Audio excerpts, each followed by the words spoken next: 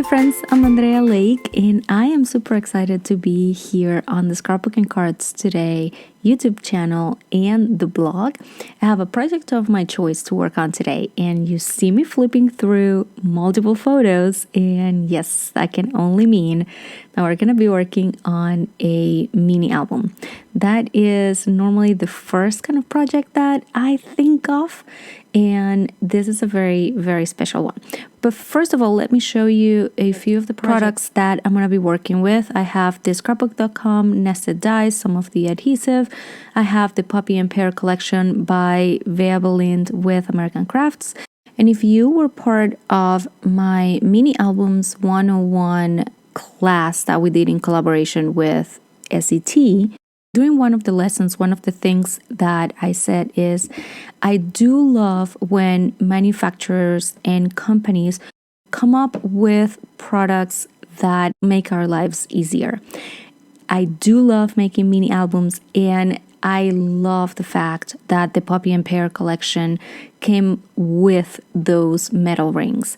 Those metal rings speak mini album to me, and that is exactly why I am using it for this project. So now I'm cutting the shape. The one thing that I need to be careful when getting the shapes here is, you see the mint tape that I'm using, that is some of the patterns on the papers. I need to make sure that everything is aligned. Then the other thing is the orientation. You got to make sure that the hearts are facing the right direction. And those are really the only things to pay attention to when cutting your shapes. Same thing here. I am aligning that metal die, securing it, and making sure that everything is straight.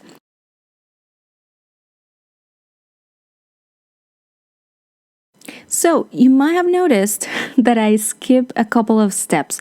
I'm flipping through. All the photos are now on the pages that I want to use. I already punched my holes. What I did was I just decided I used a pencil to mark where I wanted my holes to be, and then I created a template and I punched the holes on all of the pages, and then I added machine stitching around the edges of all the pages. I'm so sorry that I skipped this step, but the camera was doing something really weird and I did not notice until this was done.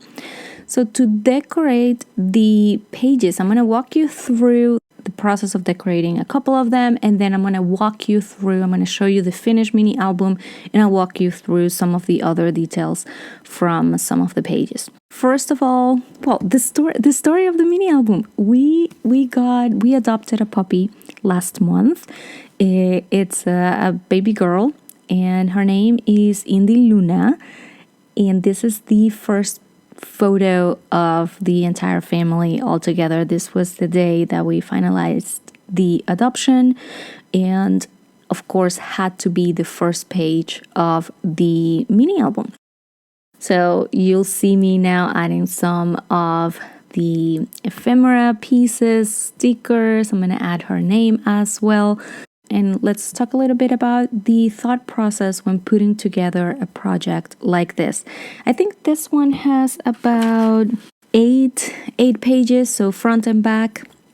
And it might look like a lot. I have my photos printed in different sizes, so some of them are square, some of them are vertical, some of them are horizontal. That's just to add a little bit of interest, and as you are flipping the album, you don't really know what's coming. And then since I have both patterns, you can see that the same pattern, I have it on the left and the right. I like to have both pages together and treat the whole thing as one full page. Where I have space, I might use one side for the photo and the other one for the journaling. And sometimes I can go with two photos depending on what I think goes well. But you will see me definitely working with both pages side by side. Then the other thing is I do one first round of embellishments and I'll go through all 16 pages or 15 pages, as many as they are, and then I'll come back and keep adding a few more details, and then the final round is for me to add the journaling. The reason being, sometimes I don't want to get all, carried on and use all of the blue embellishments, for example, and things like that. I want to make sure that I have enough of my favorite embellishments and the things that I really want to use, and not use everything all at once.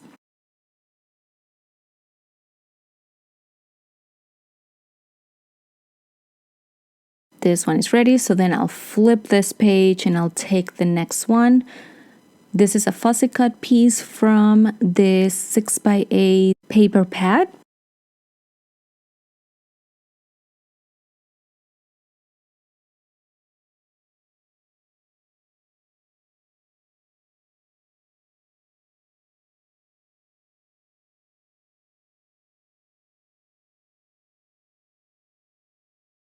And I'm gonna go ahead and start decorating the cover.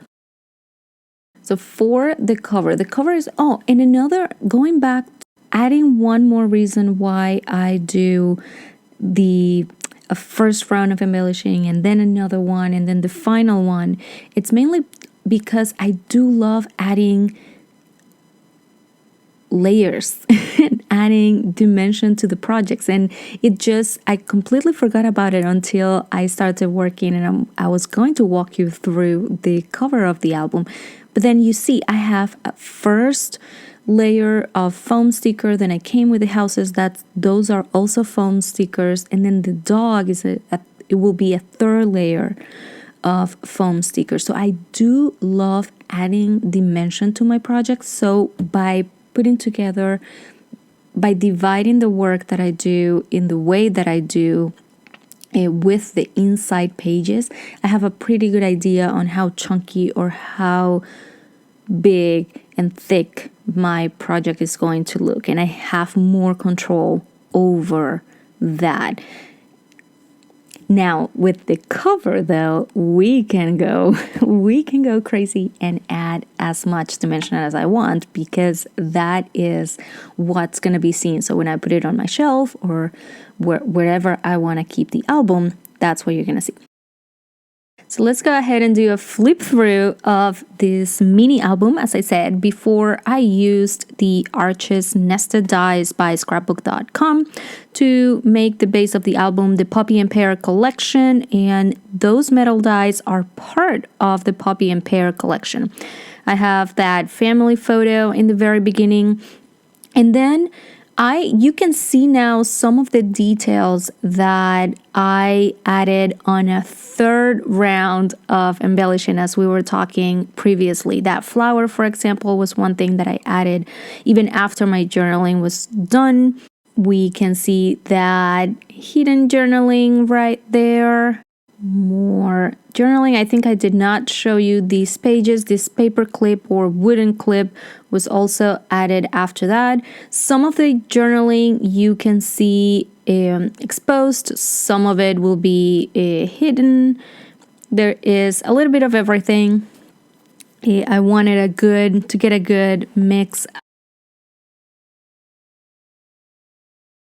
I particularly like this page. This was, I guess, the first picture I was able to take of the dogs sleeping together for the first time. So it was a very, very nice first weekend with both of them. And that is it. You can see the stitching details on most of the photos. I also used this envelope that matches the background of this spread. And again, this is it. I hope you had fun watching the video. I'm gonna leave you with some still pictures. You will have more details on the blog, so make sure that you check those. You can find the links to all of the products that I use in the description box below, as well as the link to go and visit the blog, where you can see all of the photos and even more details about the project. This was Andrea for Scrapbook and Cards today. Have a wonderful rest of your day, and I'll see you next time. Bye-bye.